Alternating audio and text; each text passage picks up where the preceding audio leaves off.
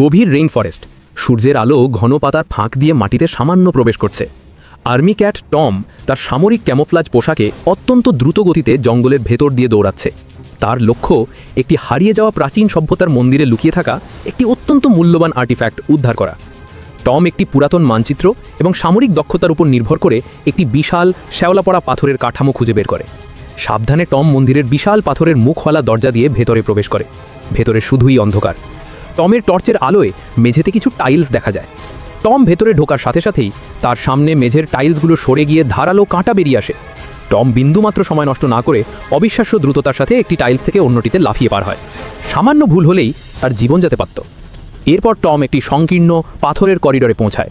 করিডরের মাঝখানে লাগানো বিশাল ঘূর্ণায়মান ব্লেডগুলো দ্রুত গতিতে ঘুরছে। টম তার শরীরকে নিচু করে ঠিক নিখুঁত সময় গড়িয়ে এবং লাফিয়ে ব্লেডগুলোর ফাঁক দিয়ে পার হয়ে যায়। টম অবশেষে মন্দিরের মূল হলঘরে পৌঁছায়। হলঘরের কেন্দ্রে একটি প্ল্যাটফর্ম।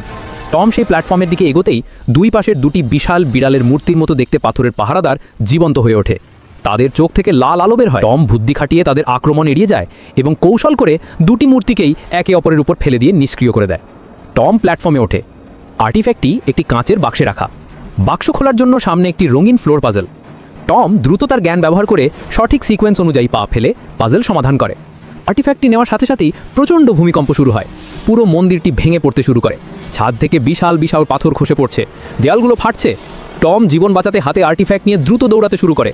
সে ধুলো ভাঙা কাঠামোর মধ্যে দিয়ে লাফিয়ে বেরিয়ে আসে। অবশেষে টম জঙ্গলের বাইরে এসে পৌঁছায় এবং সেখানে থাকা সামরিক হেলিকপ্টারে উঠে আসে। টম হাতে থাকা আর্টিফ্যাক্টটির দিকে হাসি মুখে তাকায়। মিশন সফল।